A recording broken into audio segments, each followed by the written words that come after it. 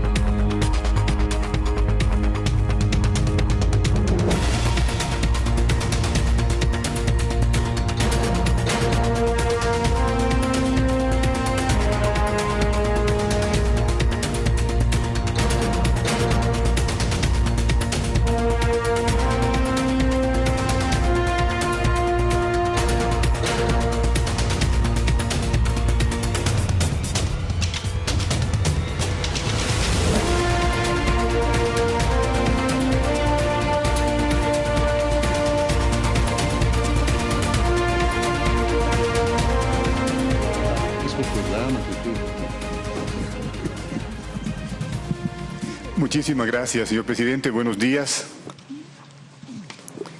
Señoras y señores, buenos días. La Secretaría Nacional de Comunicación les da la bienvenida al conversatorio del señor presidente constitucional de la República, Lenín Moreno Garcés, con los periodistas de la prensa nacional.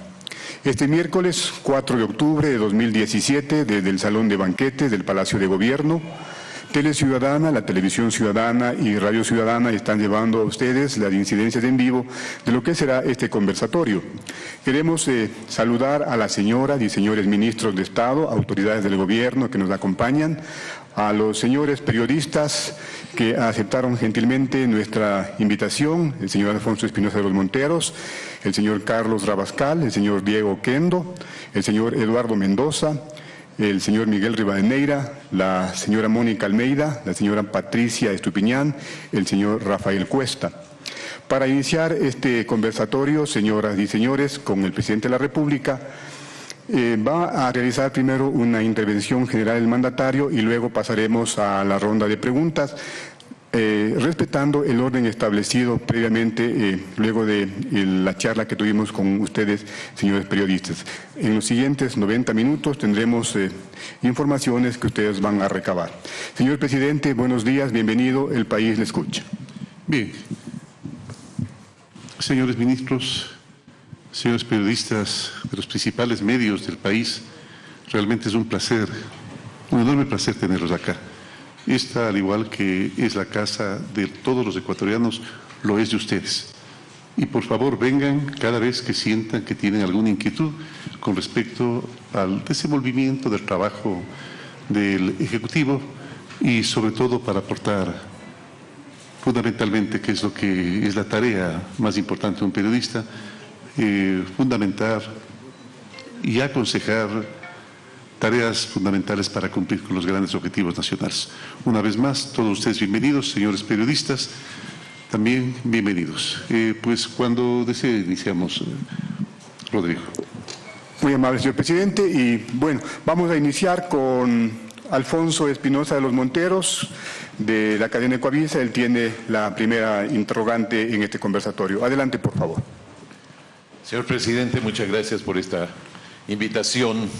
Venimos realmente con muchas inquietudes, considerando el momento político que vive el país. Y el primer tema al que me voy a referir es al de la consulta popular, del cual, de hecho, se derivarán muchas de las preguntas de mis colegas. La sensación general es que las preguntas que se someterán al pueblo son insuficientes para la ampliación democrática que se anuncia. Es decir, que no están todos los temas y todas las cosas que la gente esperaba. Por ejemplo, no está la ley de comunicación. Cuando se trata de las enmiendas constitucionales, se menciona el tema de la eliminación de la reelección indefinida, pero en esas enmiendas del 2015 pues hay muchos temas discutidos y discutibles, ¿no?, relacionados con distintos aspectos de la vida nacional. Entonces la pregunta sería, ¿por qué usted no planteó la eliminación de todas esas enmiendas que han causado problemas, inquietud, zozobra en el país en los últimos tiempos? Alfonso, muy gentil por esta pregunta. Y la absuelvo de la siguiente manera. Yo había manifestado en campaña, y así como lo decimos en nuestro ideario político, que convocaremos al pueblo tantas y cuantas veces sea necesario para consultarle acerca de temas trascendentales para el país. Es obvio que la consulta no los va a abarcar todos.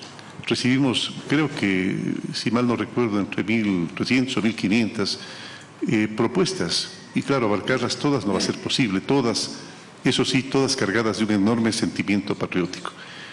Hay algunas, como el tema de la ley de comunicación, que se está analizando en las mesas de comunicación. Y tal vez una de las razones por las cuales no fue incluida todavía es porque las mesas de comunicación todavía no nos han entregado sus propuestas. Pero vuelvo a recalcar, no será la única consulta. El pueblo tiene derecho a ser consultado. No olvidemos nosotros que un presidente es un mandatario, que quienes son los mandantes son el pueblo y que el presidente debe estar dispuesto a entregarle, devolverle al pueblo transitoriamente o definitivamente el poder para que él decida por su propia, para que el pueblo decida por su propia voluntad. Las propuestas que nosotros las hemos clasificado como convenientes para el pueblo ecuatoriano, pues las podemos pasar como proyectos de ley para el Ejecutivo, para el Legislativo, perdón, o pueden también ser convertidas, hay algunas que no necesitan ni siquiera llevarse a consulta, sino que pueden ser convertidas en políticas públicas y así lo vamos a hacer, mi estimado Alfonso. Bueno, para llevar las leyes o los proyectos a la Asamblea Nacional, usted tendría que contar con una mayoría absoluta para que sus cambios sean aceptados, por lo menos en su esencia, ¿no? ¿Qué esperanza tiene en cuanto a eso? ¿Usted cree que, por ejemplo, la ley de comunicación tendrá una acogida en las mayorías legislativas para que se efectúen los cambios que el país ha pedido? Si es que se necesitan, sí, Alfonso. De todas formas, miren ustedes que estamos comprobando que la principal diferencia con respecto a la ley de comunicación es su aplicación. Un gobierno democrático, un gobierno pluralista, un gobierno que defiende con tolerancia, con respeto la opinión de los demás, hace que inclusive la ley de comunicación como que sale sobrando, porque en este tiempo no hemos tenido necesidad de aplicar bajo ninguna circunstancia la ley de comunicación, pero hay que reconocer también que esa ley de comunicación tiene muchos elementos positivos, participación más activa.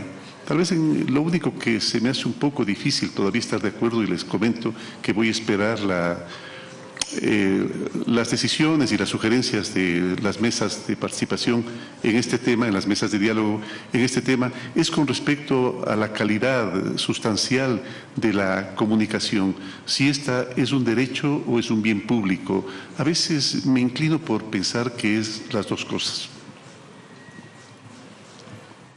Muchas gracias. Muchas gracias, Alfonso. Vamos a ir a la segunda pregunta, por favor. Solicitamos ahora a Diego Kendo que tenga la gentileza de formular la siguiente interrogante. Allá, tienes otro. Los micrófonos ahí. Señor presidente, buenos días. Lo primero, celebrar una vez más su apertura, su calidez, su deseo de conversar con la gente, y por cierto con los periodistas. Luego debo celebrar estar al lado de representantes de la prensa de mucha connotación, de mucha trayectoria. Me siento muy honrado. Y finalmente, pues, un saludo a quienes integran su gabinete, ¿no? Señor presidente, yo me voy a apartar en mi primera pregunta del tema que a usted tanto le interesa y que interesa al país, la cuestión de la consulta popular. Y le voy a plantear una pregunta que quizás puede tener algún aspecto un tanto incómodo, pero creo que aquí estamos para hablar con absoluta franqueza usted y yo. Así es, tío. Le pregunto, ¿no cree usted, y mire usted que voy a ver mis papeles para fin de que mi pregunta sea absolutamente puntual, ¿no cree usted que la última responsabilidad de lo que sucede en materia de corrupción, la última responsabilidad en materia de corrupción, con todas sus derivaciones en lo político, en lo económico, en lo social, le corresponde al expresidente Rafael Correa? Mire usted, él estaba al tanto de todo, absolutamente de todo, nada se le escapaba, husmeaba desembosadamente aquí y allá y en cualquier sitio. Además, señor presidente, tenía la CNAIN bajo su directo control. Y ojo, que el señor vicepresidente Glass era su brazo derecho. Yo creo que la última responsabilidad que estamos viviendo le corresponde al expresidente Correa. ¿Coincide usted con esa perspectiva, señor presidente? A ver, Diego, no es incómoda la pregunta. Todo lo contrario, es directa y mejor que sea así. Yo creo que hubo un excelente momento de lo que habíamos denominado la Revolución Ciudadana, cuando el temperamento del presidente inclusive era necesario en esas circunstancias en las que hay que ser bastante claro. Los poderes fácticos, varios poderes fácticos, habían secuestrado al país. Y en esas circunstancias se hacía necesario un temperamento que provoque cambios más radicales, cambios más sustantivos.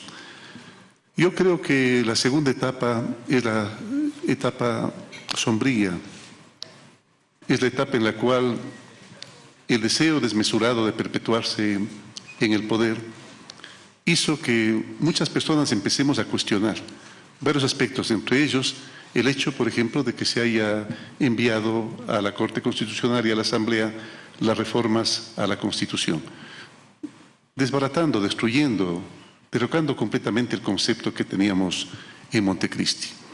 En esa época, voy a hablar específicamente de esa época que me parece que es una época oscura. En esa época oscura a muchas personas les sucedió lo mismo que le pasó a Ludwig van Beethoven, el momento en que había escrito inclusive una sinfonía, la tercera, la heroica.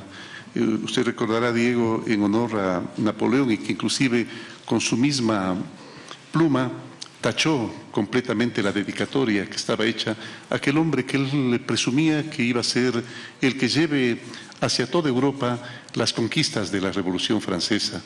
Y definitivamente el momento en que Napoleón se convirtió en emperador y vio su comportamiento autoritario, definitivamente lo abandonó. Yo pienso que temprano o tarde los compañeros, la mayoría de quienes hicimos la Revolución Ciudadana, pues nos percatamos de que eso ocurría, y es una pena que todavía estamos purgando. Definitivamente estamos purgando. Yo recuerdo que en el libro El pez en el agua, de Mario Vargas Llosa, hay una frase que creo que define lo que pasó en la última etapa. Dice: es verdad que en todas partes se cuecen habas, pero aquí en Perú solamente se cuecen habas. Eso es lo que ocurrió en la última etapa. Y responsabilidad, claro que hay responsabilidad, y responsabilidad política de todo lo ocurrido, claro que hay responsabilidad.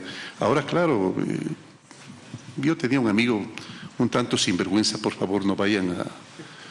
tanto sinvergüenza, que decía que dudar es padre y madre, negar peor, negar es padre y madre. Decía que negar es padre y madre. Y en algún momento su esposa le sorprendió con otra mujer. Al otro día, a la madrugada, él nos contaba, el sinvergüenza nos contaba que al otro día, hacia la madrugada, la esposa él le dijo: mijita, ¿y por qué estás enojada? Y ella le dijo: no seas sinvergüenza, pues.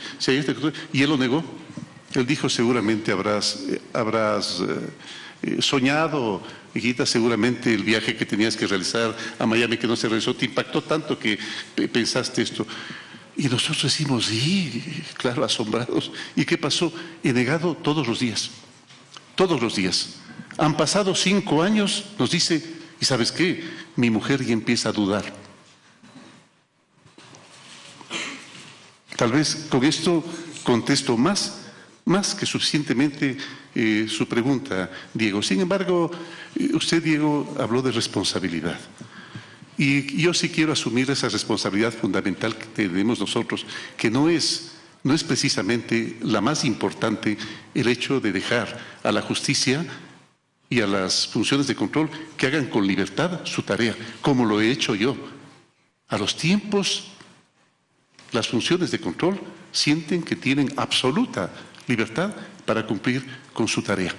En Suecia, para definir nuestra principal responsabilidad, en Suecia, en Estocolmo, el momento en que uno entra a un bus o a un espectáculo público, se topa con que hay 2 tornos. Y pregunta para qué existen 2 tornos. Y dice, pues el uno es para la gente que puede pagar. Y el otro es para aquellos que no tienen el dinero para pagar la entrada. Y entonces uno dice, con pensamiento latino, ¿no? Pero ¿qué pasa si es que una persona tiene el dinero e igual pasa por el torno? Dice, y la señorita pregunta, ¿y por qué habría de hacer eso? Es la educación, es la formación en valores, la tarea principal que debemos cumplir, Diego. Señor presidente, como suelo decir en mi programa, escuché con vivo interés y con la mayor atención. Sin embargo, yo quisiera insistir en algo, más allá de su explicación muy válida, no faltaba más. Usted descubre en el expresidente Correa una responsabilidad que vaya más allá de lo político y algo más. Yo mencioné a la SENAIN. Le pregunto cuál va a ser el destino final de la Secretaría Nacional de Inteligencia. No es posible que siga operando como lo hizo durante el largo mandato del presidente Correa. ¿Va usted a introducir los ajustes necesarios impostergables en el caso de la SENAIN? Así es. En el caso de la SENAIN vamos a introducir los ajustes que son necesarios. Yo confío en la gente, Diego, yo confío en las personas y estoy seguro de que las personas actúan un poco bajo cierto tipo de directrices, bajo cierto tipo de orientaciones y que las personas pueden ser lo uno y lo otro. Es el eros y el tánatos de la psicología, del psicoanálisis y de la mitología griega.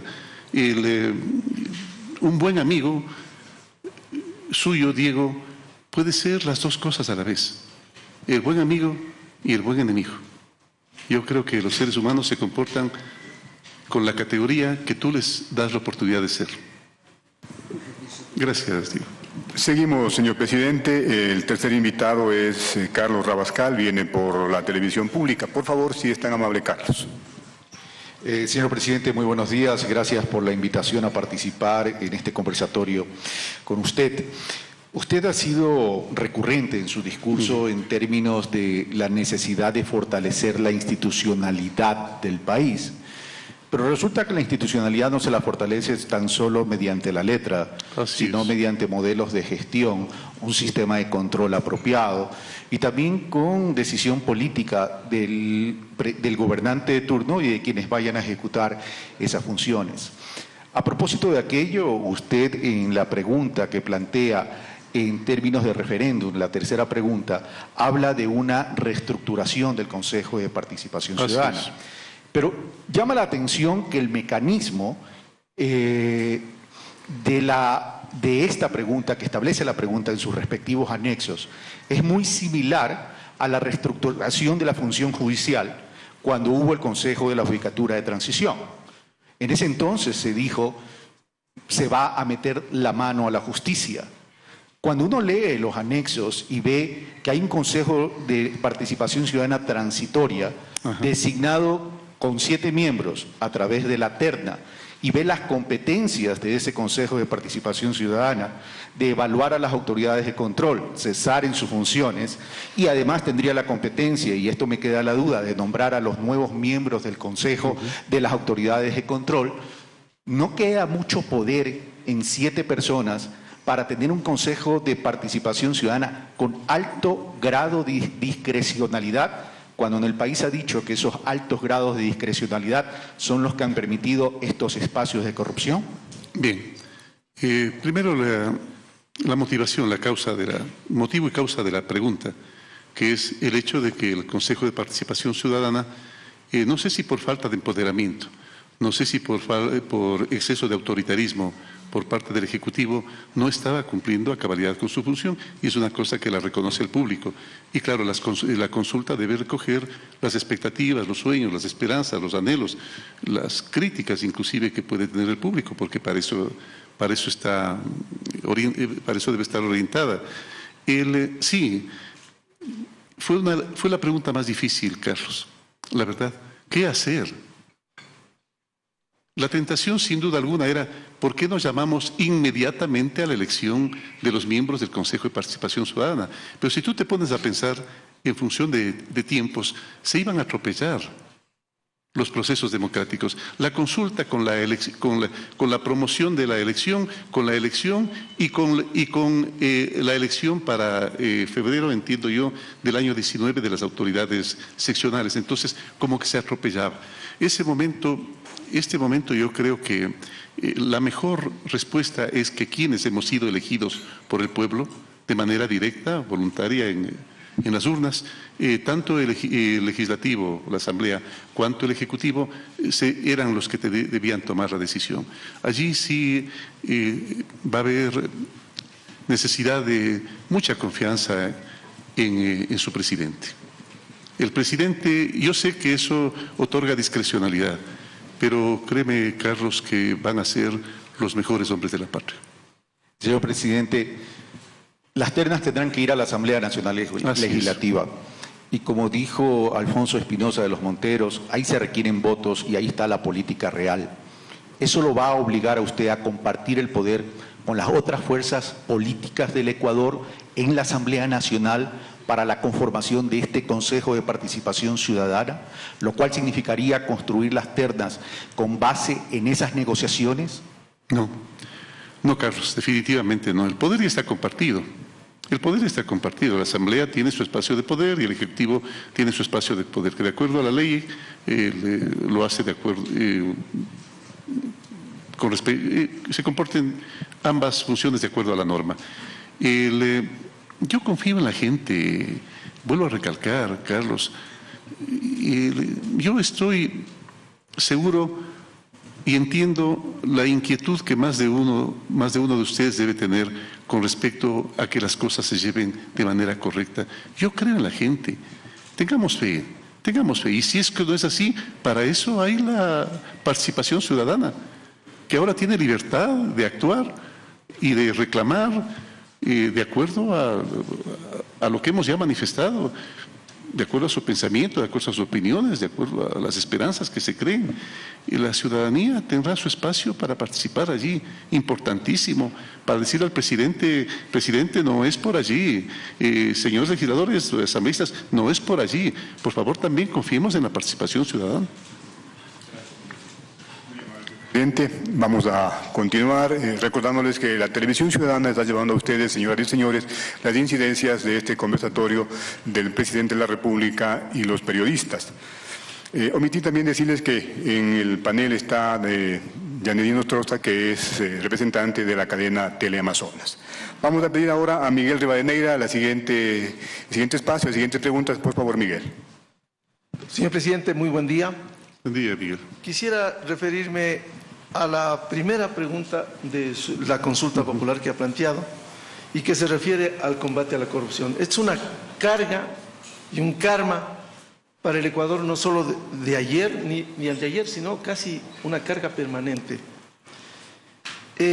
Si bien la pregunta plantea la eliminación de la vida política de quienes caigan en eso, señor presidente, la historia nos recuerda que aquí ha habido actos de corrupción en donde ha habido en forma seguida impunidad y lo más importante, no ha habido recuperación de recursos. Déjeme contar una experiencia rapidito. Estuve en el año 2001 en el Perú, luego de la era Fujimori, y hubo un hombre, un procurador ad hoc, que después casi tuvo que fugarse del Perú. Hoy es presidente de Transparencia Internacional, Pep Yugas. Él logró recuperar de cuentas en Suiza, en Estados Unidos, en Panamá, más de 270 millones de dólares de cuentas de Montesinos y de otros. Digo, una de las decepciones en las calles es la gente dice, en general, y se robaron, ¿y la plata cuándo devuelven? Entonces, señor presidente, esa expectativa de combate a la corrupción que sea eficaz, efectiva, acompañada de no impunidad y fundamentalmente de recuperación de los recursos. Sí, y tiene la razón, Miguel. ¿De qué serviría únicamente la sanción a los corruptos, a las empresas corruptas y corruptoras también, si es que no se hace la recuperación del dinero? Estamos tomando contacto con este tipo de empresas internacionales que tienen la capacidad y los conocimientos y la experiencia como para poder rastrear la ruta del dinero, que no es fácil, Miguel, no es fácil. Creo que va a ser importante, y ahora recuerdo al señor Ugarte, ¿no? Señor Ugarte, sí, Pepe Ugarte, yo creo que deberíamos pedirle asesoramiento a él. Por favor, que se registre ese nombre. Creo que hay que pedir asesoramiento a él, pero ya tenemos 3 o 4 entidades que tienen experiencia en rastrear el dinero. Claro, por supuesto no puedo dar los nombres, entenderá Miguel, pero lo vamos a hacer, lo vamos a hacer. Es lo más importante porque a la final son recursos que pertenecen al pueblo ecuatoriano, pero sobre todo pertenecen a los más pobres del Ecuador, para los cuales siempre debe estar dirigido el accionar de un gobierno. Él es el doctor Pepe Ugaz, presidente de Transparencia Internacional, hoy que reside en Alemania. Señor presidente, permítame, sí, concomitantemente a lo que planteaba. Usted se refirió a que quizás la ley de comunicación es más un problema de aplicación. Eso es verdad. Hoy se respira otro oxígeno, presidente. Sin embargo, el mantener la ley, si no hubiese reformas o cambios, simplemente queda una herramienta jurídica para que cumpla en el futuro. Así es. Entonces, presidente, por ejemplo, este momento, cuando ha estado muy activa la Fiscalía, la Administración de Justicia, en uno de los casos más emblemáticos en la historia republicana, ya se habla de linchamiento mediático, pero se ha repetido, asambleístas del Movimiento País y el propio procesado, hoy en la cárcel, han hablado del linchamiento mediático. Quizás en el anterior gobierno ya se hubiera aplicado el artículo 25 que dice multa del 2% de la facturación promedio de los 3 últimos meses. Y hay una censura previa. Hoy no hay eso, porque usted mismo se ha comprometido y ha pedido a los medios que denuncien.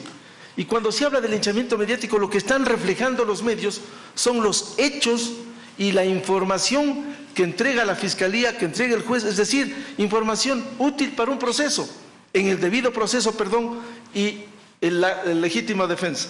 Por tanto, presidente, lo de la ley de comunicación no solo es cuestión de aplicación. Así es, así es. Y en eso tiene razón, Miguel.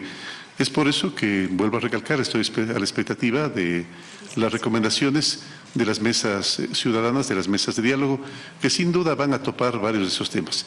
En forma particular, creo que los cambios fundamentales deben ser en las autoridades de control, en el comportamiento y en las normativas de las autoridades de control. Creo que lejos de ser punitivas, lejos de ser sancionadoras, somos un país en construcción y en destrucción también.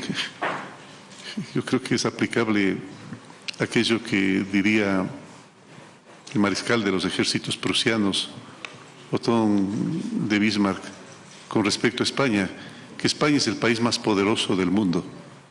Es tan poderoso que todos los esfuerzos que han hecho los españoles por destruirlo no han acabado con ella. Yo creo que eso le ocurre al Ecuador. La verdad es que la ley de comunicación tiene varios aspectos que se prestan excesivamente a la discrecionalidad. Y eso es peligroso, como bien lo decía Carlos. La discrecionalidad es peligroso. En la ley y en la normativa correspondiente, en la reglamentación correspondiente, deben estar las cosas totalmente claras para que esa ley no sea punitiva, no sea sancionadora, sino sea orientadora, sea pedagógica. Sí, al servicio de la gente. Esa es la idea. Vamos a continuar, señoras y señores. Al siguiente invitado, o la siguiente invitada es Patricia Estupiñán, por la revista Vistazo, por favor. Señor presidente, muchas gracias por la invitación.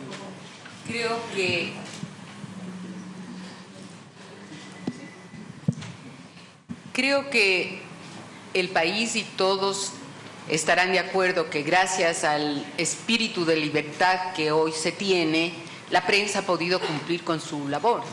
Y gracias a eso se ha podido cubrir casos que no hubiéramos podido cubrirlos antes de su posesión. Y que esto ha contribuido incluso para que las autoridades judiciales se empoderen y puedan aplicar la ley y no sean sujetos de presiones. Y con eso ha ganado el país. Es importante que no se mantenga el software, porque cuando se mantiene el software, que es la ley, pasa otro mandatario y tenemos las consecuencias negativas. Fíjese que por no haberse eliminado ese derecho del gobierno a tener espacios gratuitos en la televisión, vivimos por 10 años un estado de propaganda. Entonces sí es muy importante para la democracia y la salud de todos que esa ley sí sea reformada.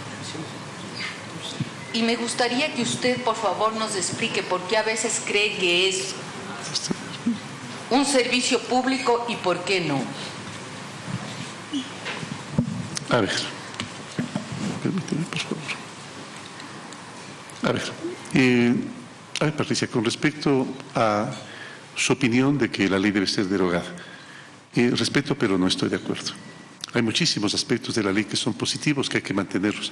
Además, pienso que si aplicamos una estrategia de querer derogarla por medio de la Asamblea... Disculpe, tal vez no me expresé. Yo digo reformarla. Reformarla, perdón. Lo oí derogarla. Sí, reformarla con toda seguridad que hay que hacer. Pero había otro aspecto, era con respecto a por qué creo que es un derecho o un servicio público. Yo manifestaba que creo que son las dos cosas. Es un derecho a la ciudadanía. Es un derecho y un servicio público, sin duda alguna, porque la ciudadanía, para poder tomar sus decisiones, inclusive las de la contingencialidad, la cotidianidad, debe estar informada, Patricia. ¿Cómo decide? ¿Cómo decide qué reclama? ¿Cómo decide qué comunica? ¿Cómo decide qué conversa con la otra persona si no está informada? Yo sí creo que es un servicio público y a la vez, por supuesto, un derecho. Pero al considerarlo un servicio público, lo estamos transformando como el agua potable, como la salud, el resto de servicios, y las sujetamos a un control que no está bien. No, tal vez yo no le asemejaría a los productos, yo más bien le asemejaría al otro tipo de derechos como la salud, como la educación pública, por ejemplo. Yo creo que la gente tiene derecho a estar informada. Tiene derecho a que el sector público también llene aquellos espacios que no alcanza a suplirlos la información privada. Yo creo que por ahí caeremos. Pero de todas formas, igual, sigamos a la expectativa de las resoluciones, de las soluciones y de las recomendaciones de las mesas para ver qué más podemos hacer.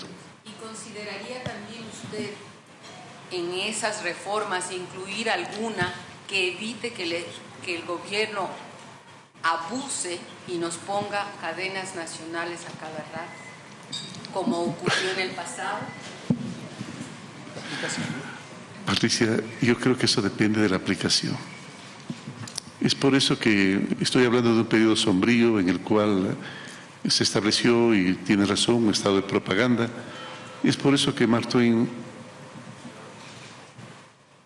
decía que a los políticos, como a los pañales, hay que cambiarlos a cada rato. Y por la misma razón. Sigamos. Sí, cómo no. Señor presidente, sin ánimo de romper el esquema, pero yo diría que en el tema que estamos tratando y que ha planteado con tanta solvencia Patricia, la comunicación es un servicio público, es un servicio al público. La diferencia es sutil, pero es sustantiva. No es un servicio público, sino un servicio al público, que es muy diferente. Me deja pensando, Diego. Me deja pensando. Una pregunta inteligente. Yo creo que hay que tomarla en cuenta. ¿Es un servicio al público? Sí. Sí, creo que sí, es un servicio al público. Así es. Seguimos, señor presidente. Bueno, mejor vean que todos vamos ganando de a poco. Perfecto. Vamos a continuar, señor presidente, y ahora invitemos a Eduardo Mendoza de la radio I99. Por favor, Eduardo. Presidente, gusto de saludarlo. Queridos amigos, ministros, qué gusto de estar aquí. Gracias por convocarnos. Mientras lo escuchaba, lo he estado escuchando a usted y a los panelistas. Debo de reconocer, y me alegra, que guarde sindéresis con lo que dijo en campaña. A mí me dijo 3 veces, las veces que lo entrevisté, y soy puntual, me dijo que había que reformar la ley de plusvalía. Lo ha puesto entre las preguntas. Así es. Lo celebro. Me dijo que había que reformar la ley de comunicación. Le puse yo el ejemplo claro de lo que es que yo mañana estoy entrevistando y Rafael insulta a Miguel y respondo yo, una barbaridad y una aberración que no tiene por qué seguir. Me alegro de escucharlo decir eso. Y le pregunté también lo del derecho humano en la comunicación y no servicio público, y me dijo exactamente lo mismo. Piensa que es un intermedio de los dos. Pienso que debemos seguirlo trabajando, presidente. Pienso que debemos seguirlo, celebro.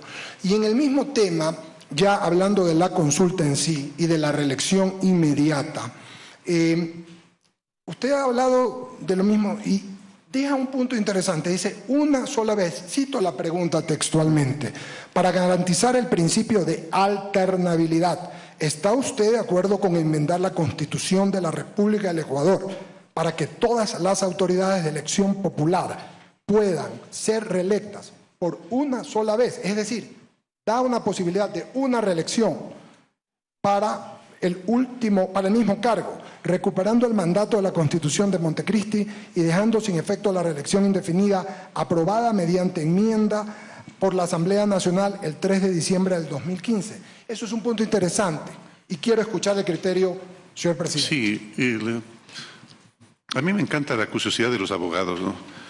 Claro, yo hice el planteamiento de cómo consideraba que debían ser las preguntas y los abogados le pusieron toda esa letra que en los seguros se llama la letra chica. Le pusieron toda esa letra chica para evitar ese típico comportamiento que tienen algunos ecuatorianos que lo llamamos la zapada, ¿no? La zapada, o sea que el asunto comienza, es como un borra y va de nuevo. A partir de la aprobación de la consulta, vuelve a existir la posibilidad de que un candidato que ha sido 10 veces alcalde, 10 veces prefecto o tantas veces presidente o vicepresidente, pueda volver a comenzar la tarea, un borra y va de nuevo, más o menos como la ley cuántica de la simetría del tiempo invertido, que todos podemos levantarnos, aun por muy grave que haya sido nuestra falta, todos podemos levantarnos y volver a empezar. No, en este caso no es así, definitivamente. Sean conocidos, sean amigos, alcaldes, prefectos, concejales, presidentes, definitivamente no van a poder hacerlo si es que el pueblo ecuatoriano así lo decide.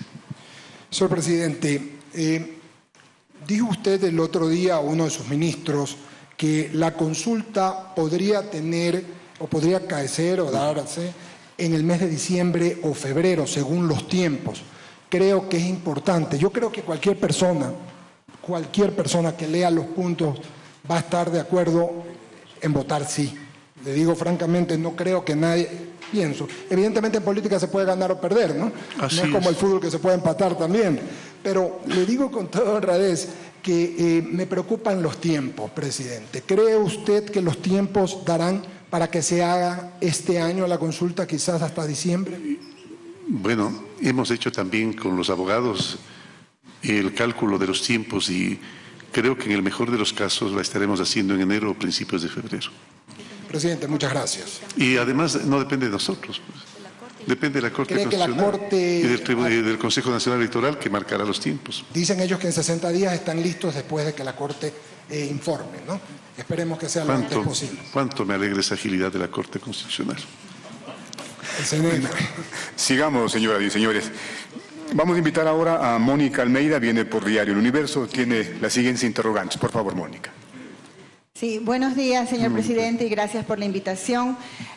No quiero ser reiterativa con el tema de lo de la comunicación solamente, pero sí me permito una sugerencia. ¿Cómo no? Que le hemos conversado en algunos foros. Sería bueno que el Estado del Ecuador consulte con la Corte Interamericana o con la Comisión Interamericana de Derechos Humanos de la OEA sobre la ley de comunicación vigente. Yo creo que ahí vamos a tener muchos criterios que son de la OEA, vienen de los derechos humanos y que van a poder dar una pauta para una reforma. Me parece una buena sugerencia, Mónica, muchas gracias. Pero perdóneme que sea redundante en aquello que había manifestado. Hay unas mesas de diálogo en las cuales se están discerniendo, en las cuales se están comentando, vuelvo a recalcar, dando las sugerencias respectivas.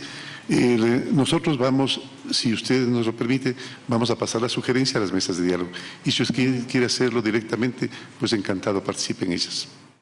Sí, no, es una sugerencia simplemente para que el consulten, se puede consultar como Estado a la Comisión Interamericana de Derechos Humanos. Y yo quisiera preguntarle sobre la corrupción. Así como hemos vivido un periodo en el que han sido coartadas las libertades, también hemos vivido un periodo en el que mientras a la prensa se le decía que era corrupta, descubrimos ahora que han habido dos grandes casos, que es el de Petroecuador y el de Odebrecht. Las autoridades tendrán que investigar, estamos ya viendo lo que está sucediendo en el proceso. Ahora, pero con respecto a usted, a este nuevo gobierno, ¿qué medidas ha tomado usted desde el Ejecutivo para que este esquema de coimas, de procesos de contratación pública ágiles, por ejemplo, de horas no extras, se vuelvan a repetir? De horas extras trabajadas mientras es ministro. Exacto. ¿Cuáles han sido las decisiones muy puntuales que ha tomado el nuevo presidente Lenín Moreno al respecto para evitar que se repita, para que esto no se vuelva a repetir en el país? Yo respeto mucho a la Comisión Anticorrupción que se ha organizado desde el sector civil. Pero para poder sistematizar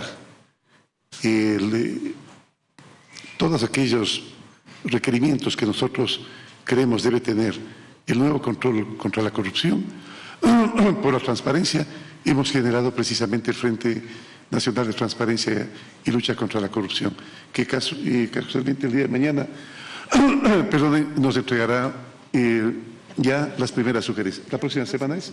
La próxima semana nos entregará ya las sugerencias, en las cuales definitivamente tendremos que rescatar ciertas normativas de control en Procuraduría, en Contraloría, en el mismo sector público. Es importante hacerlo. No creo en la excesiva discrecionalidad. Yo creo que una de las causas para que la corrupción impere precisamente es el hecho de que una sola persona se perpetúe demasiado tiempo en el poder. Ahí puede surgir los casos de corrupción y claro, en el afán de manifestar que sus gobiernos son los más honestos de la historia, se empieza a tratar de justificarlo todo.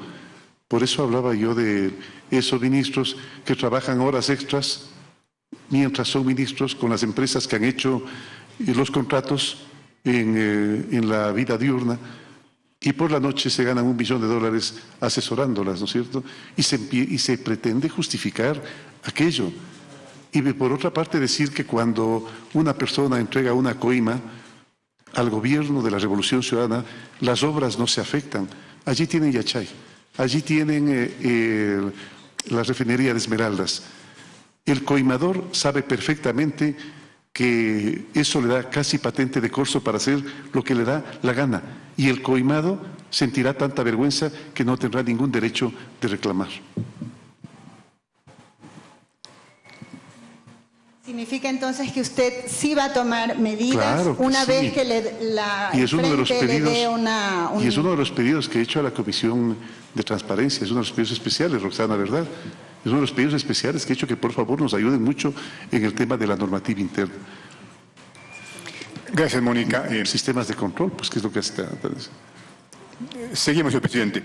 Vamos a invitar ahora a Rafael Cuesta, por favor, viene del Canal 1, la pregunta o las preguntas, si es tan amable. Gracias. Gracias, presidente, por la invitación. Siempre es un honor entrevistar al presidente de la República, poder dialogar con él. Yo sí voy a ser un poquito reiterativo. A veces se piensa que los periodistas estamos defendiendo nuestros intereses o nuestro gremio, o nuestro grupo. No. Una mala comunicación. ¿Y por qué no han de hacerlo? Porque Rafael, primero para nosotros está la ciudadanía. Es importante, presidente. Sí, pero jamás en la vida dejen de defender.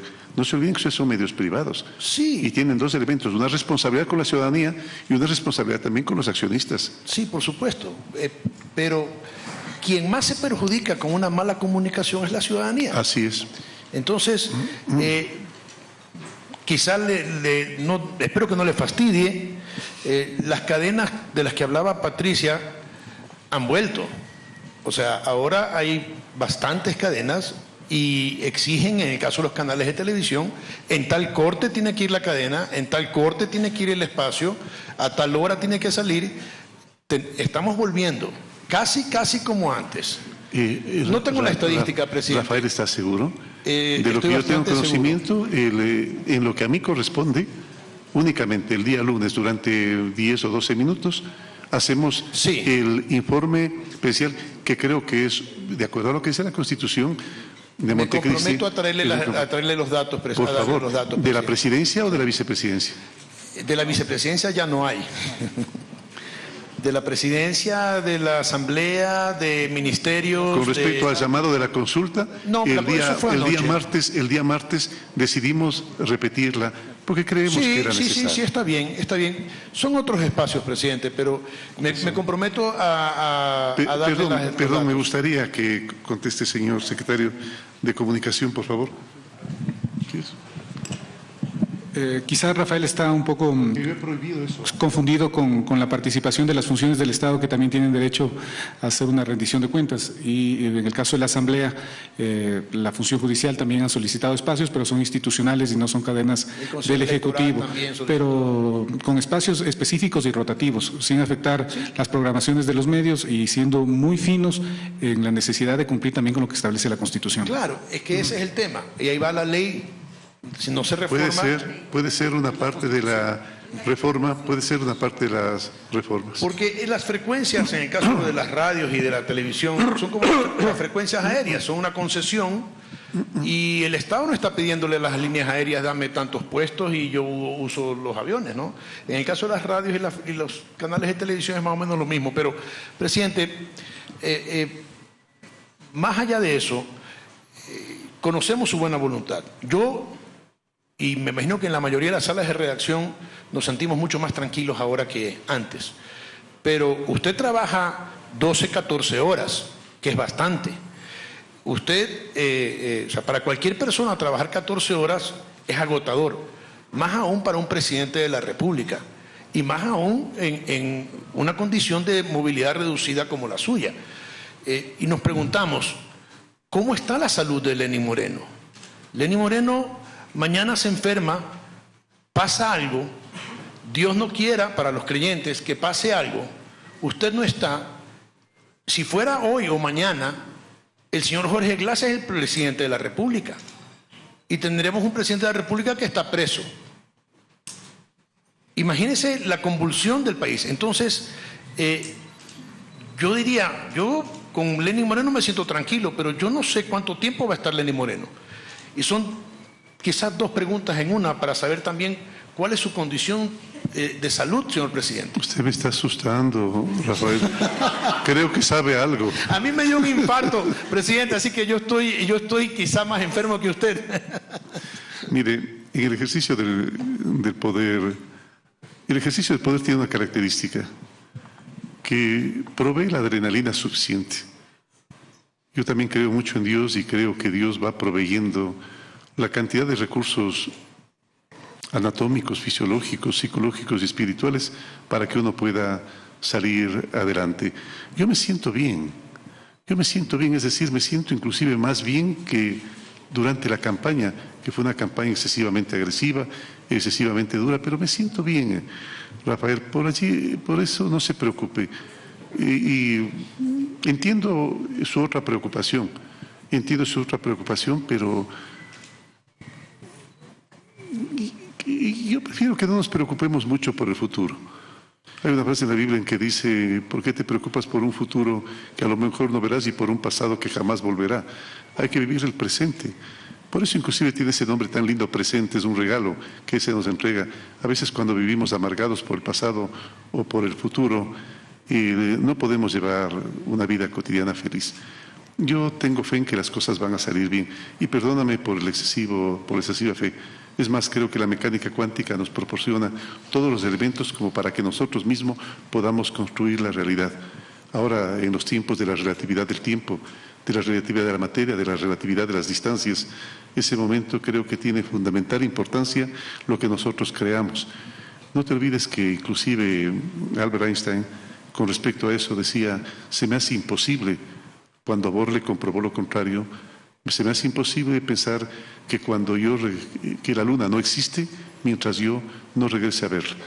Es probable que todo a la final, mira, si tú te pones a pensar a nivel subatómico de partículas, todo no son sino un conjunto de destellos cuánticos, electrones que se desplazan y que emiten el destello cuántico.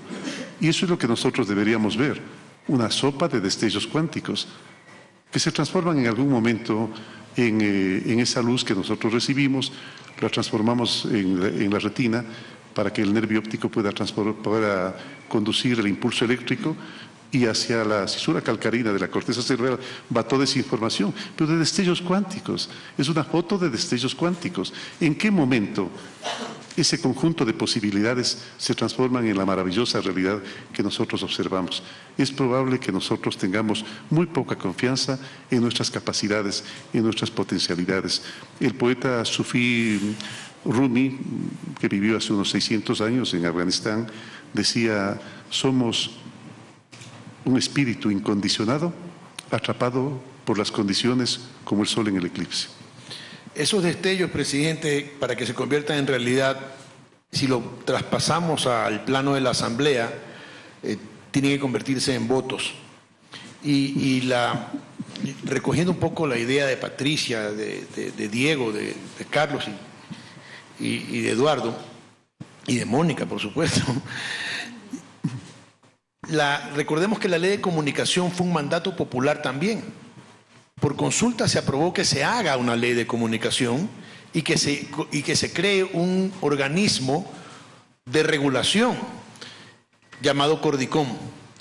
Pero además los asambleístas metieron varias cosas ahí, entre esas la Supercom. Y la Supercom no depende de usted, señor presidente. La Supercom depende de un ex periodista o de un periodista que está a cargo ahora, que todavía está abriendo expedientes, todavía busca sancionar. Ahora menos, porque al parecer está como calladito, yo no lo he escuchado últimamente. No, te olvides, Rafael, que siempre el pasado tiene sus rezagos. Sí, así es. Yo recuerdo que en la teoría marxista, principalmente quienes practicaban las tesis maoístas, para ese tiempo los llamábamos chinos en la universidad, hablaban de los rezagos feudales, no sé si tú te acuerdas. Sí, por supuesto. O sea, van quedando rezagos feudales, como inclusive la concepción un poco singular de un expresidente, en la cual, para justificar el comportamiento obsecuente que debe tener el siervo de la gleba con respecto al señor feudal, recuerda los pasajes de Ignacio de Loyola, un señor feudal que decía que en fortaleza sitiada cualquier disidencia es traición. Claro, en tiempos feudales, pues, en tiempos feudales eso podía ser válido. ¿Por qué? Porque para ese tiempo todo el mundo estaba sujeto y ajustado a la férula que dictaba el señor feudal. Y el hecho de que el siervo de la gleba quiera liberarse, para el señor feudal significaba, sin duda alguna, una traición. Entonces esos conceptos caducos, esos conceptos cuadrados completamente de una persona que tiene una cultura no buena. Ese rezago. Una cultura, y perdóname que termine, una cultura declarada por él mismo no haber leído jamás en la vida un clásico, jamás a Dostoyevsky, jamás a Tolstoy, jamás a Gorky, jamás a Ovidio, jamás a Séneca, no haber leído jamás en la vida un clásico y tener únicamente una educación orientada específicamente, por decirte algo, estoy dando solo un ejemplo, a la economía.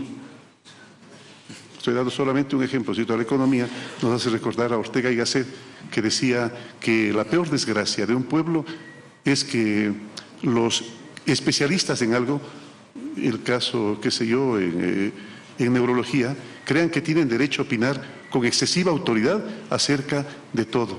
Allí es cuando dice Ortega Gasset, se pierden los pueblos. Y quiero recordarles una frase además de la tumba Menotti. No sé si ustedes se acuerdan, César Luis Menotti, que era el entrenador de la selección argentina en el 78, cuando quedó campeón Argentina, decía con respecto a este tipo de gente: aquel que conoce solamente de fútbol, ni siquiera de fútbol sabe. Y es verdad, si tú no tienes una concepción holística de la vida, una cultura amplia, una cultura de amplio espectro, no una cultura como tienen algunos expresidentes, una cultura de contratapa. La reforma, una cultura de contratapa, de cosas que apenas se le provee así por encima nomás. Como decíamos nosotros cuando estudiábamos, estamos calentando la materia nomás, claro, por encima nomás. Esa cultura de contratapa no permite tener una concepción holística de la vida y sobre todo no permite despejarse de ciertos condicionamientos, ciertas cárceles en las cuales uno se encierra, como el excesivo deseo de tener poder. El poder definitivamente hace daño. El excesivo deseo de tener poder hace daño. El poder es para circular, es para dejarlo que ejerza la ciudadanía, para devolverlo a la ciudadanía tantas y cuantas veces la ciudadanía te lo reclame. El excesivo apego al poder hace mucho daño, vuelve a la gente siniestra, vuelve a la gente inclinada hacia la maldad. Muy amable, señor presidente. Rafael, la próxima. Gracias, Rafael. Perdóname por haberte... Sí, por favor. La otra ronda de preguntas. No, ya sé. Vamos a seguir, señor presidente. Yaneri Nostroza tiene la siguiente pregunta. Por favor, si están amables. Adelante, vienen por la cadena Teleamazonas. Gracias, señor presidente. Muy buenos días. Un gusto estar aquí con usted compartiendo este conversatorio. Yo tengo dos preguntas de dos temas distintos. Voy a tratar de ser lo más sucinta posible. Quiero empezar por el tema todos hemos estado como muy atentos a lo que se ha hecho en el campo político, en el campo de la corrupción. Creo que ha habido muchísimo trabajo, todavía queda mucho por hacer y ha captado la atención de la ciudadanía. Todos hemos estado atentos a lo que se está haciendo. Muchos han aplaudido, otros todavía esperan y confían en que las cosas lleguen tan lejos como se debe. Pero yo quisiera tocarle el tema económico. Sé que está concentrado en eso y me imagino que a la vez está trabajando en este importante tema. Es importante comunicarle a la ciudadanía también qué es lo que se está haciendo. El Banco Central acaba de presentar algunas cifras económicas y señala que hay un crecimiento en el segundo trimestre del 3,3%. Con respecto al año pasado. Con respecto al año pasado. No olvidemos que el año pasado fue el de peor desempeño durante toda esta década.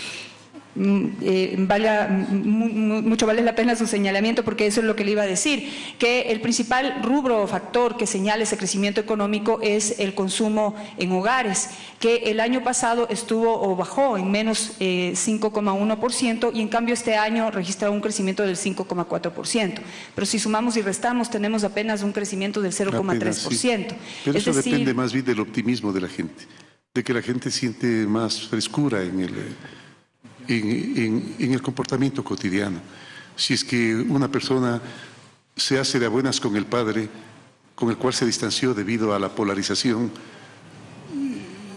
ya empieza a compartir más con él, empieza a compartir más con los amigos, deja las encerronas a las cuales más de una persona se vio sometida precisamente por esa polarización, ese fraccionamiento, ese fracturamiento que tuvo la sociedad ecuatoriana. Perdóname por haberte cortado. Sí, y definitivamente yo creo que ese buen sentir es el ambiente político y de libertad de expresión que se siente, y creo que nos ha hecho muchísimo bien y, como usted dice, nos ha hecho ver con mucho más optimismo las cosas, pero también hay que aterrizarlas lo que le decía, ¿no? El crecimiento económico está atado al gasto en hogares, pero el gasto en hogares está atado al gasto público.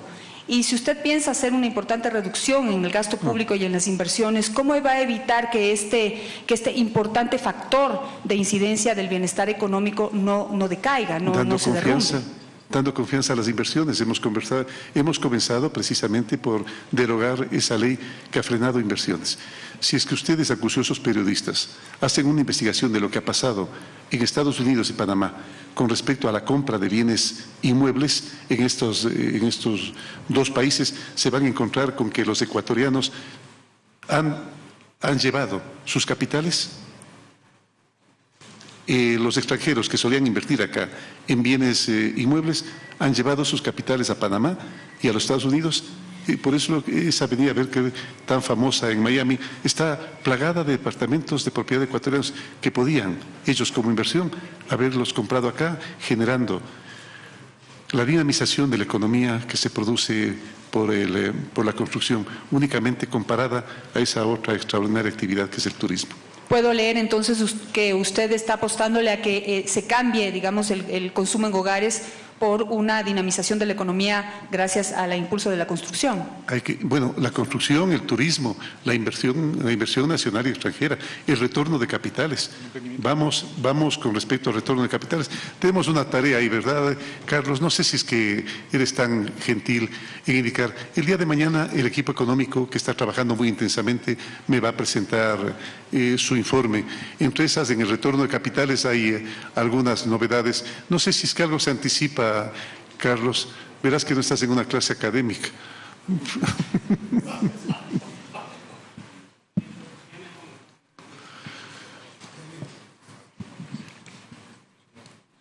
Aló, ahí está. Señor presidente, Janet, efectivamente, como el presidente ha indicado, hay un factor de expectativas muy importante, que eso se reconoce ampliamente como un elemento que motiva la dinámica económica, en este caso el consumo. Es cierto que el consumo también está atado, en el caso del Ecuador, a una participación importante del Estado en términos de los recursos que inyecta la economía, pero hay que distinguir que ese gasto público es gasto de inversión y también es gasto corriente. Ambos tienen lo que se llama un efecto multiplicador, que es diferente en cada caso. En el caso de la inversión, que es gasto en capital, ciertamente este ha sido un factor que le ha movido a la economía en los últimos años y le sigue moviendo. Pero es justo en ese espacio donde la confianza va a promover inversiones desde el sector público del sector privado, para que sea el sector privado el que empiece a generar esa dinámica frente a lo que el sector público va a ir retirándose, dejando el espacio a quien le corresponde. Pero esto no puede hacerse de forma inmediata, tiene que darse de forma gradual, y es ahí precisamente donde entra el tema de la construcción. Históricamente, hasta 2014, la construcción ha sido uno de los sectores que más ha empujado a la economía hacia adelante. En ese caso, en esos años anteriores, muy vinculado el sector a la inversión pública en la construcción de infraestructura, pero ahora con el programa Casa para Todos vendrá a seguir empujando a la economía hasta que se den ya las condiciones para que la inversión del sector privado pueda cubrir esa reducción del gasto de inversión del sector público. Ahora, ¿qué es lo que se está trabajando en términos de las nuevas acciones en materia económica? Justamente poder identificar e implementar los incentivos que puedan derivar ya desde el corto plazo en ese cambio en quién va a ser, qué sector va a ser el motor de la inversión para los siguientes años. Gracias. No sé si hay otra ronda de preguntas o hay otra ronda. Entonces solamente quiero terminar con el último rubro de la parte económica, y es que también, de acuerdo a los análisis, en los últimos 3 meses ha bajado la recaudación de impuestos. Entonces quiero saber qué fórmula tienen para poder terminar el año recaudando hasta un 24%. Lo que tendrían que recaudar es un incremento del 24% en impuestos para poder cumplir con el presupuesto del Estado. Yo tengo otro dato al respecto. Y no tener, mantener y controlar el hueco fiscal. No, ha aumentado la recaudación de impuestos, Janet. No, según cifras del Banco Central, no. Es posible que me equivoque, yo me equivoco con frecuencia, pero de lo que yo tengo entendido, han aumentado la recaudación de impuestos. No sé si tú, Carlos, tienes el dato más exacto. Presidente, efectivamente, según información del SRI, en lo que va corrido del año, la recaudación de impuestos es mayor y en un porcentaje importante respecto de lo ocurrido en el mismo periodo del año anterior, y eso es consistente también con el incremento del consumo, que es lo que explica las cifras del Banco Central. Así es, Janet. Es posible, pero de todas formas, luego a lo mejor te hacemos llegar un poco de información para que tú tengas una información más certera. Muy amable. Sí, la revisamos después, Janet. Muchas gracias. Seguimos, señor presidente. Debo comentar a los panelistas que vamos a una ronda segunda de preguntas en el mismo orden. Vamos a hacer una pregunta puntual en honor al tiempo porque estamos ya corriendo con el tiempo. Sí, así es, Mónica. Bien, vamos a ir con Alfonso, por favor, si es tan amable, por la cadena de Coavisa, una pregunta puntual en esta segunda ronda. Sí, muchas gracias. Una pregunta muy puntual, señor presidente. Ni en la consulta popular ni en sus exposiciones públicas le hemos escuchado hablarnos de la administración de justicia, que es uno de los grandes cambios que el país aspira a que se realicen, porque todo el mundo dice que la justicia, el gobierno anterior la dejó maniatada. Incluso hay denuncias ahora en la Asamblea Nacional respecto a las influencias políticas que se han ejercido para concretar fallos a favor. Y bueno, la experiencia nos ha hecho notar eso, incluso en los casos en que se ha judicializado asuntos periodísticos. ¿Qué va a pasar con la justicia? ¿Vamos a cambiar? ¿Cómo vamos a cambiar? ¿A dónde vamos a ir? La pregunta también tiene que ver con el Consejo de Participación, porque si se va a elegir por votación popular, ese Consejo de Participación va a terminar en un partido hegemónico y caudillista. Entonces, quizá no hemos cambiado nada. Entonces, la justicia, ¿dónde queda? Yo pienso que me pongo en los zapatos de los jueces. Todos deben tener inseguridad en sus acciones porque, por un lado, pueden tener presiones, pero por otro tienen la crítica de la gente. Por eso yo manifestaba, estimado Alfonso, yo manifestaba que la independencia de funciones es fundamental para que un Estado funcione de manera adecuada. Una justicia maniatada, no puede haber desgracia más grande. Por eso es lo que más de un ciudadano tiene pavor de pasar por el dosel de un juzgado, porque los únicos que pasan por el dosel de un juzgado alegres son los abogados. Pues, uno para bien o para mal, pues el momento en que pasa por el dosel pasa asustado, porque sabe perfectamente las consecuencias que se podrían derivar de ello. Es por eso que a la justicia que se manifiesta que ha estado maniatada, pues hay que darle libertad de acción. Autonomía de acción. Caso contrario, lo único que vamos a encontrar es que sea la voluntad de un mandatario la que termine la direccionalidad de la justicia. ¿No se avisora algún tipo de cambio concreto, una medida que revise lo que hasta aquí se ha hecho? Yo creo que el Consejo de Participación Ciudadana tendrá que actuar también allí para ir corrigiendo las fallas. No nos olvidemos que la nueva justicia que fue inaugurada con la Constitución de Montecristi tenía parámetros bastante claros de cómo debía comportarse la justicia.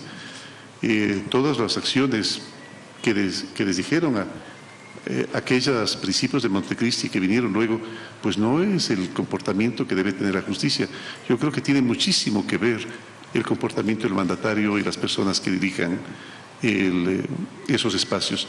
Pero vuelvo a recalcar, la única tarea que le corresponde a un mandatario es la de permitir que cada función ejerza sus actividades de forma autonómica. Muchas gracias, señor presidente. Vamos a invitar ahora a Diego Kendo de Radiovisión, por favor, con su pregunta, igualmente que sea puntual, por favor, si es tan amable. Señor presidente, déjeme decirle que celebro el ánimo distendido de esta reunión. Eso está marcado por su talante, es un hombre afable, coloquial, incluso con un buen sentido del humor. Y en este marco, antes de formular mi pregunta, pues hemos tenido más de una sorpresa. Yo desconocía que Rafael Cuesta, este apreciado colega de cada uno, también era médico internista. ¿No es cierto? A propósito de las preguntas del señor presidente. No lo sabía yo. Muy bien. Señor presidente, no quiero parecer pesimista, pero le pregunto, ¿ha considerado usted la eventualidad de una derrota en la consulta popular o de alguna de las preguntas incluidas en el gran cuestionario? Y bajo tal supuesto, el gobierno está preparado políticamente hablando para reaccionar de forma que, pese al contraste, siga consolidando su vigencia y su accionar público. Sí, Diego. En más de una ocasión uno debe pensar en la posibilidad de que el pueblo ecuatoriano decida lo contrario. Es su voluntad. Si el pueblo ecuatoriano decide que las preguntas de la consulta no van o alguna pregunta de las consultas no van, pues hay que respetar ese derecho. Claro, y en esa circunstancia no podemos hablar jamás en la vida de derrota. Se triunfó el pueblo ecuatoriano, triunfó su voluntad, triunfó completamente su voluntad. vuelvo a recalcar, Diego, mi afecto fundamental no es el poder. Yo más de una vez he recalcado que la razón por la cual yo estoy acá es porque el expresidente Correa, no quiero ser grosero, no quiero ser mendicante, no quiero ser suplicante. Con desesperación fue a visitarme en Ginebra a solicitarme que sea candidato. Mi única aspiración, créame, digo que mi única aspiración en la vida es llegar a ser expresidente. Y en esta circunstancia lo único que me falta es un ático nomás. O sea. Señor presidente, y en el contexto de usted nos confía muy gentil, frente, digamos, a la demanda del expresidente Correa allí en Ginebra, ¿cuál fue el argumento que finalmente le convenció a usted para ser candidato a la presidencia? ¿Cuál fue el argumento que esgrimió el expresidente Correa? Para la continuación del proceso. Ese fue el argumento fundamental. Y para la protección de los amigos. Para la protección de los amigos, pero parece que teníamos distinta concepción de lo que es proteger a un amigo. Pues. Claro, proteger a un amigo es no dejar, bajo ninguna circunstancia, que se lesione su integridad, sus derechos, la justicia con respecto a él. Señor presidente, usted que ha tenido... Gracias, Diego. Lo que pasamos con el tiempo. Ponle el micrófono, por favor. Se habla del proyecto, pero ¿en qué consiste el proyecto? El proyecto de la Constitución de Montecristi, mi estimado Diego. Por favor, o sea, la Constitución recuperar la esencia, el espíritu. Yo creo que se distorsionó, vuelvo a recalcar, se pervirtió el espíritu de Montecristi. Es por eso que se produjo esa desesperación por conservar el poder, que hizo inclusive entregar de forma mañosa a la Corte Constitucional algo que le convenía a la persona, al presidente y futuro a lo mejor candidato, al cual le convenía. Eso es perverso, eso no se puede hacer. Bajo ninguna circunstancia. Entonces, para poder corregir eso, estamos proponiendo al pueblo ecuatoriano una consulta en la cual está incluida una pregunta al respecto. Pero siempre debemos recordar que el pueblo es el mandante. Señor presidente. Muchas gracias. Señor presidente, he tenido la oportunidad de conversar algunas ocasiones con usted y me consta que es un hombre de profunda fe, muy creyente.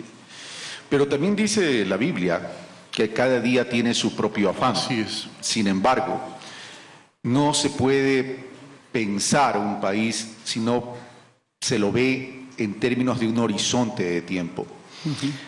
Aquí viene esta introducción. Y este es un tema bastante complejo, no solo para el Ecuador, sino para el mundo entero. Y tiene que ver con la seguridad social. Hay un informe de la OIT. Hay una invitación a la Organización Internacional de Trabajadores para que se sume a esta auditoría o a estos estudios para determinar el tema de los déficits actuariales. Sin embargo, hay que tomar medidas, porque el futuro se lo construye a partir de los presentes. No se puede mirar o tener una gran tortícolis mirando al pasado. En ese sentido, y considerando que esos recursos son de los afiliados y de los jubilados y que es un tema tremendamente delicado, ¿qué posición va a asumir el gobierno nacional en términos de liderazgo para por lo menos establecer medidas de acción que estén orientadas a la sostenibilidad de la seguridad social? Porque esto, ya le digo, señor presidente, y se lo digo con profundo respeto, no es un problema del Ecuador. Es un problema del mundo entero. Sí, así es. Así es. Como he dicho, los sistemas de pensiones es un problema en el mundo entero. Y es un problema en el mundo entero por varias razones, entre esos por que ha crecido la expectativa de vida de los ciudadanos. Y eso hace insostenible el sistema como estaba planteado anteriormente. Por eso se hace necesario que permanentemente se hagan análisis actuariales y permanentemente se tomen decisiones. Pero con respecto a la pregunta, hay una imprecisión allí. La imprecisión es que el informe de la Organización Internacional del Trabajo responde a su vez a un informe parcializado que proporcionaría uno de los integrantes del Consejo de Seguridad Social. No se basó en informes que había presentado el Consejo, el IES. Es por eso que el día de ayer, y para aclararnos esa duda, nos visitó todo el equipo, incluido por supuesto su presidente, que hizo la exposición acerca de la sostenibilidad que tiene el IES. No está mal, No está mal, pero hay que tomar decisiones. Hay que tomar decisiones. Hay que tomar decisiones, no son decisiones fuertes, son decisiones más bien sencillas que pueden asegurar la sostenibilidad permanente del Seguro Social. Perfecto. Vamos, Miguel Rivadeneira, por favor, la siguiente pregunta. Señor presidente, concomitante con eso tenía mi pregunta sobre el IES. Quizás déjeme hacerle una pequeña digresión muy respetuosa. ¿Cómo no? El modelo del Seguro Social es insostenible. No, incluso con el gobierno anterior, que lo profundizó. Es un modelo insostenible por lo que usted mismo señala, la expectativa de vida, pero también acciones que se han tomado, señor presidente. Ojalá expliquen todas las autoridades. Cuando uno revisa, más allá del informe de la OIT, por ejemplo, hubo una resolución en noviembre del 2015 en donde se cambió el destino de los 3 fondos de aporte, porque había y dice ese informe, hay un déficit en salud, sin recordar que el artículo 122 de la ley vigente desde el 2001 prohíbe expresamente tomar esos recursos. Es tan simple como en una familia, señor presidente. Si yo dejo de ingresar, de ahorrar, si me estoy comiendo los ahorros, algún momento va a colapsar el fondo de jubilaciones. Entonces hay que buscar soluciones a esto y no decir como decía el presidente anterior, el economista, decía, el IES está bien porque tiene recursos.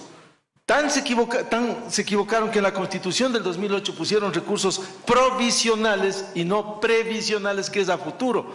Si uno no prevé hoy cómo se sostiene a futuro, es insostenible, señor presidente, este modelo. Sí.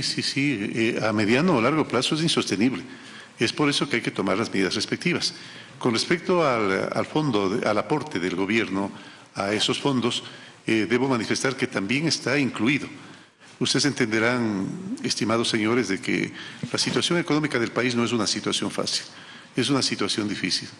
La mesa esa servida, está tan servida como esta pobre mesa que ustedes tienen en este momento. Tiene el servicio, pero todavía no les dan nada. Más o menos parecido a eso. Imagínense qué tan servida estaría la mesa que por concepto de deudas, por favor, y dejemos esas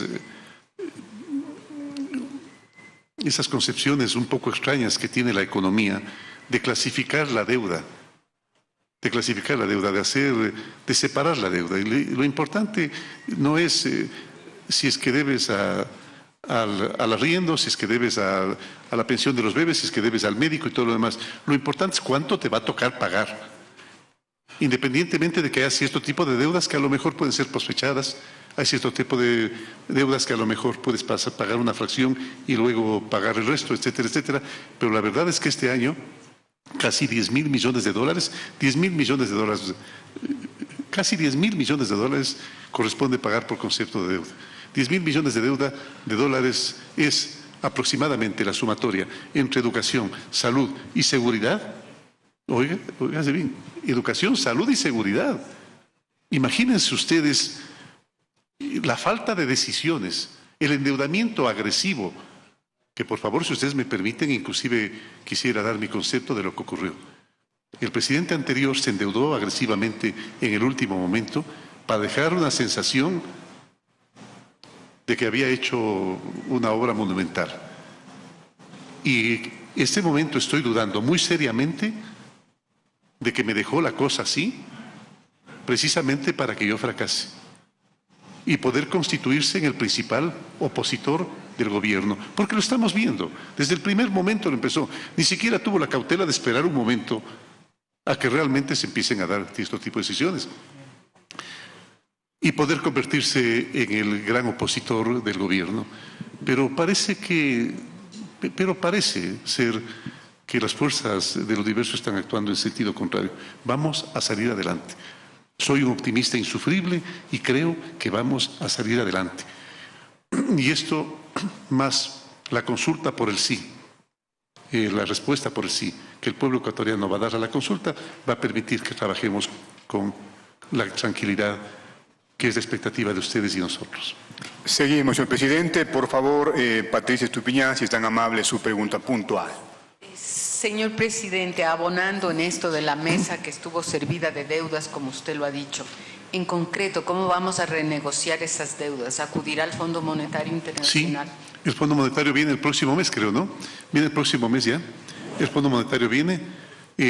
Por supuesto, no está por allí la solución de todo el problema. Es un amplio espectro, es un abanico bastante grande de decisiones que hay que tomar. Varias decisiones hay que tomar, Patricia, y las vamos a tomar en su momento debido. Tenemos todo ya programado hasta fin de año y el día de mañana el equipo económico me presentará las alternativas que vamos a tener para poder solucionar estos problemas que lo hemos recalcado una y otra vez. Cualquier solución que nosotros tomemos no afectará a los más pobres y en eso creo que estamos de acuerdo todos nosotros. Hay una nueva pregunta, ahora la va a formular Eduardo Mendoza. Por favor, si están bondadosos. Sí, presidente, solamente ratificar, creo, y sintonizarme con la gente una vez más para decirle que qué bueno que haya tomado usted en cuenta el hecho de poder, y leo, cito una vez más la pregunta, ¿está usted de acuerdo con enmendar la Constitución de la República?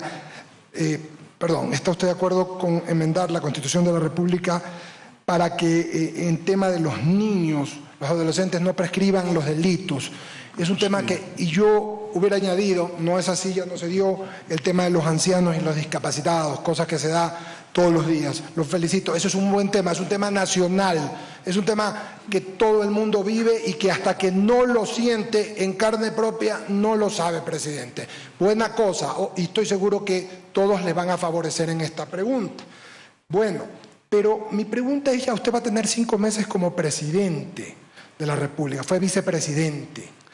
Y hoy le consulto directamente, le digo, ¿qué necesita en la opinión suya, presidente Lenín Moreno, nuestra patria, para poder seguir adelante? Bueno, varias cosas. Hemos hablado de la honestidad, de la necesidad de la transparencia. Hemos hablado del buen ejemplo que debe dar un gobernante, porque el gobernante tiene una tarea muy grande, que es la de empezar a comportarse como quisiera que se comportase el pueblo. Con el conjunto de valores que nosotros aspiramos que nuestro pueblo tenga como comportamiento cotidiano, los debe tener el presidente en todas las actividades de su vida. Entonces, eso proporcionará esos valores fundamentales como fe, como esperanza, como tolerancia, como respeto, como honestidad, como transparencia, como lealtad, como trabajo, como puntualidad, que tanto se requieren para salir adelante. Y recalco, y ya que Rafael me recordó que tengo mi creencia cristiana, no se olviden, y paz.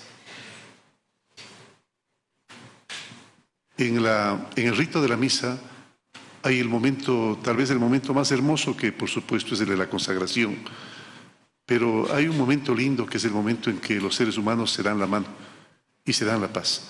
Lo mejor que tal vez pudo habernos dado Jesucristo es aquello que se manifiesta en este momento. La paz os dejo y la paz os doy. Paz, esperanza, valores es lo que requerimos para salir adelante. Muy bien, sigamos. Mónica, por favor, si tan amable, viene por Diario Universo, Mónica Almeida. Sí, señor presidente, yo quisiera saber si se ha analizado y cuál ha sido la sugerencia, me imagino, de abogados o de gente que trabaja con usted acerca de la situación del presidente Glass. ¿Es factible que usted le pida la renuncia? Vamos a tener que esperar hasta si verdaderamente se ha declarado culpable o libre y vamos a tener un vicepresidente en la cárcel 1 mes o 15 días, o cabe el juicio político, por un lado. Y por otro, como está en goce de vacaciones, ¿caben esas vacaciones si recién asumió su periodo en mayo? Yo quisiera quizás una explicación desde su punto de vista del escenario al que usted se enfrenta. A ver, desde mi punto de vista, el país no puede estar con un vicepresidente que no está en capacidad de ejercer sus funciones. Sin embargo, al equipo de abogados le he solicitado que me proporcione el mecanismo a implementar para suplir esa ausencia del señor vicepresidente. ¿Cómo lo llaman? el término... Claro, está inhabilitado. El término es inhabilitado por fuerza mayor para ejercer la función. Entonces, en ese momento hay que tomar una decisión. ¿Perdón? Sí, pero debe haber un reemplazo, creo yo. Todavía no le corresponde vacaciones. Un anticipo de vacaciones. Bueno, yo pienso que, a ver, el señor vicepresidente, independientemente del estado en la situación en la que está, merece todo el respeto y que se cumpla todos los procedimientos y aquello que determina la ley. Si es que la Asamblea decide hacer un juicio político, es su decisión. Si es que la justicia decide sentenciarlo, también es su decisión. Y es nuestra decisión considerar de que está inhabilitado para poder cumplir función. Una persona que está encarcelada no puede cumplir con la función de vicepresidente. Entonces, en base a eso, yo he pedido al equipo de abogados de la presidencia que me ayude a tomar una decisión. Muy amable, vicepresidente. ¿Sabe cuál sería? No, todavía no. Vamos a continuar. El siguiente invitado, Rafael, por favor, Rafael Cuesta, tenga la gentileza. Gracias. Antes de formular mi pregunta, que es una pregunta que yo creo que es un tema que usted maneja muy bien, le voy a dar los datos al señor secretario de la SECOM para que conozca. De la semana del 18 al 24 de septiembre se pasaron 21 espacios o cadenas, a pesar de no ser cadenas, 21 espacios y cada uno aproximadamente de 5 minutos. Uno solo fue de la Asamblea Nacional, el resto son de la función ejecutiva. ¿Okay? Yo lo había prohibido. Claro. De todas formas, gracias por la información, Rafael, que podría haber algunas imprecisiones allá, pero de todas formas, inmediatamente en el supuesto de que se esté haciendo así, inmediatamente voy a tomar una decisión para moderar completamente ese tipo de cadenas que son molestosas, son molestosas, con excepción de aquellas en las cuales participa el presidente de la República e informa a la ciudadanía.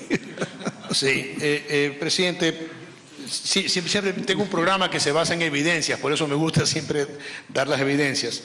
La Organización Mundial de la Salud estima que el promedio de personas con movilidad reducida o discapacidad es del 15%. En Ecuador teníamos hasta 1900... El 15% con relación a la ciudadanía. De la población. Yo creo que el dato está un poco impreciso. Bueno, las cifras de la Organización Mundial de la Salud al año 2013. Yo tengo el dato de que es el 10%. Bueno, de todas formas, igual, independientemente de que yo creo que lo importante es la pregunta. Exactamente. En Ecuador tenemos algo que a mí me llama muchísimo la atención, el porcentaje del 2,6%. Exactamente 427.000 personas con discapacidad o con movilidad reducida. Que requieren atención del gobierno. Porque, es según el INEC, según el censo. Rafael, que hay personas que por otra razón, por ejemplo, yo tengo reducida mi visualidad, ¿no es cierto? Pero no requiero de la atención del Estado. No requiere la atención del Estado. Entonces son más de 400.000 aquellos que después de hacer la misión Manuel Espejo detectamos que requieren la atención del Estado y así se hizo en la misión Manuel Espejo, que fue gentilmente, desmantelada después de... Y el momento en que se desmanteló la misión Manuel Espejo, ¿ustedes recuerdan que hice algún reclamo yo? Yo respeté. Sí. Respeté la potestad que tenía el gobierno de tomar su decisión y entendí que se iba a mejorar la atención a las personas con discapacidad. Por eso me asombra que no haya reciprocidad, no haya habido ningún tipo de reciprocidad con respecto a mis decisiones. Esa es precisamente mi pregunta, presidente. Ecuador, sorprendentemente, tiene 2,6% de personas con discapacidad. Usted lo aclara, son de las personas con discapacidad que requieren atención del Estado.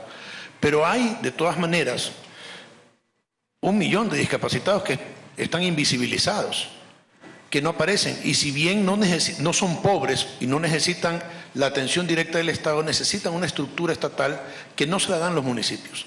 Yo lo que le quiero decir, y esta pregunta la traigo porque conozco muy de cerca el tema, y usted tiene problemas. Se está haciendo un poco mal el cálculo, Rafael.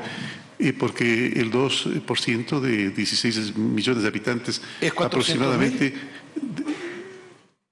No, No, y yo hago fácilmente, y en eso creo que no me equivoco, porque yo como no soy economista, por eso se me entiende mejor. 16.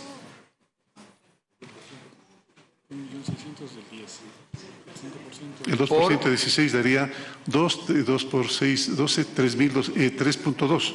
Bueno, 3.2%. Sí, así es. Es el 3.4 aproximadamente, okay, que nosotros detectamos. Pero en todo caso, estamos muy por debajo de la estadística mundial, presidente. Sí. Y traigo esta pregunta porque realmente me la han pedido organizaciones de discapacitados. Ajá. Y ellos confían en usted. Sí, claro. Y yo lo que he hecho simplemente es trasladar eso y decir, estamos invisibilizados. De los que fueron a hablar conmigo, de las 8 personas, 4 no estaban siquiera registrados. Y son de condiciones, no pobres, pero son de una condición que no es una persona que puede contratar a alguien acomodada, que puede valerse por sí misma. Rafael, hay situaciones de ciertos grupos de atención prioritaria que requieren tener un trato un tanto particular. Cuando se desmanteló la misión Manuel Espejo y se cumplió aquello que dice la norma, que es que cada ministerio tome las funciones que le corresponden, se pensó que era lo mejor. Pero ¿qué ocurrió? Las personas con discapacidad prefieren que sea una sola institución, en este caso la misión Manuel Espejo, y en este caso de ahora el Consejo ¿cómo se llama? Consejo Nacional de Discapacidades, quien absorbe todo y va direccionando hacia las distintas entidades que son las que van a prestar la atención a la persona con discapacidad. Yo creo que se debe rehabilitar la misión Manuel Espejo. Yo creo que se debe rehabilitar la misión Manuel Espejo y lo estamos haciendo ya, la estamos estructurando para poder nuevamente recorrer todo el país y sacar de la invisibilización a todas estas personas que en el pasado realmente no solo que estaban invisibilizadas, sino esquineadas, ladeadas, postergadas, maltratadas. Vamos a rehabilitar la misión Manuel Espejo. Y gracias por la sugerencia, Rafael. Vamos a ir a la última pregunta, señor presidente, y esta la va a formular la periodista Yanely Nostroza de Teleamazonas, por favor. Sí, presidente, yo quisiera precisar un poquito más el tema del seguro social. ¿No se ha puesto a pensar usted que así como le mintieron en el tema de la mesa servida, también le podrían estar mintiendo sobre la situación del seguro social? Y le digo esto porque lo que presentó ayer el señor Richard Espinosa realmente deja mucho que desear y mucho que pensar, porque, y quiero ser lo más estricta posible para no equivocarme. Pero, Janet, usted está haciendo un juicio de valor. Está haciendo un juicio de valor. Yo creo que mejor hablemos sobre cifras, pero sí, entiendo lo que va a dar. Sí, precisamente. Primero que la Ley de Seguridad Social en su artículo 49 dispone que los fondos y reservas de seguros de invalidez, vejez y muerte, riesgos del trabajo y cesantía, así como seguro social campesino en su administración, siempre se mantendrán por separado. No se pueden sumar y hacer una sola cifra para sumar ingresos y de eso restar los egresos. Eso es algo que la ley lo prohíbe y la verdad que la lógica también. Y si usted revisa la resolución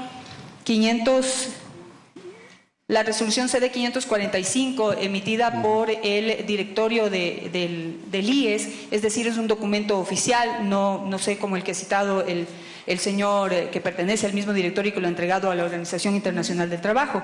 Pero este documento dice lo siguiente, que todos los seguros o la mayoría de seguros presentan déficit. Así, por ejemplo, el seguro de pensiones, el déficit alcanza 1.943 millones y tendrá que desinvertir este año la suma de 1.758 millones para poder pagar pensiones. El seguro de riesgos del trabajo presenta un déficit de 44 millones. El seguro social campesino presenta un déficit de 64 millones. Es decir, ¿cómo se puede hablar de un superávit de 800.000 millones? Por eso bueno, ahí, es entre 500 y 800, no 800 millones nomás. 800 millones. Entre 500 y 800 millones es el superávit, sumado todo. Yo allí agradezco su consejo de investigar más. Creo que el mandatario lo que menos debe tener es falta de acuciosidad.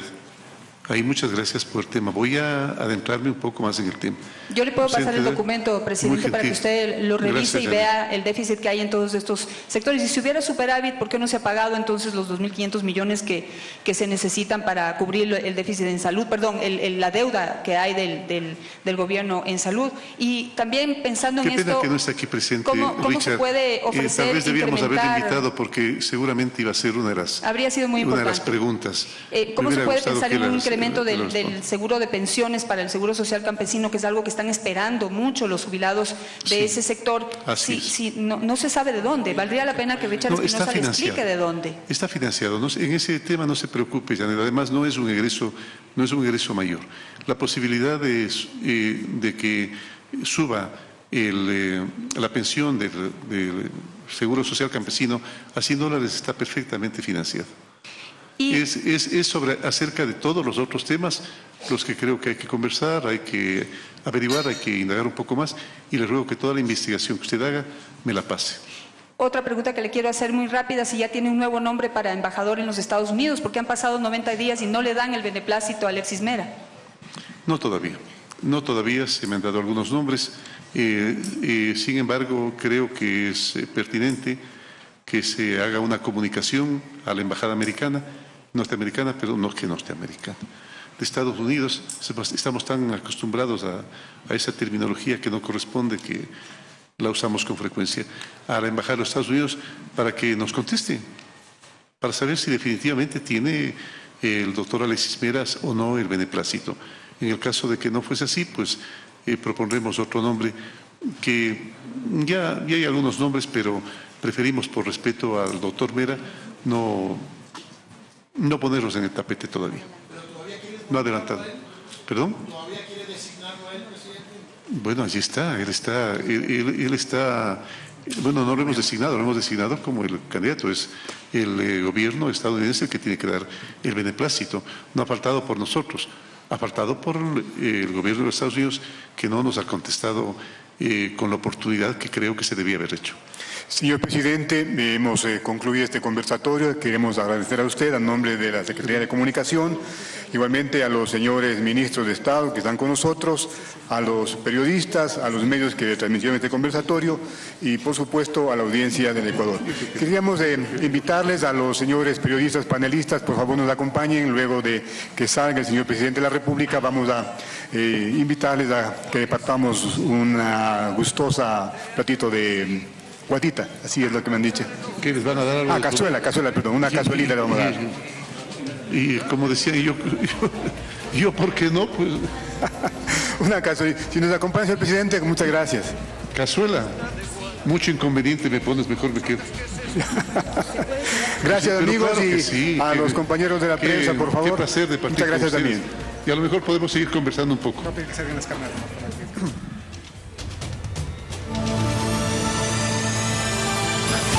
Teleciudadana presentó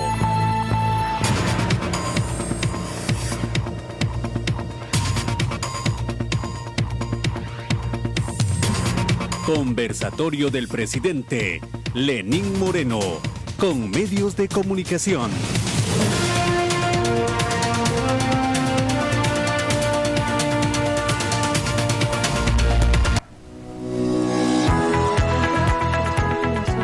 ¿Está usted de acuerdo con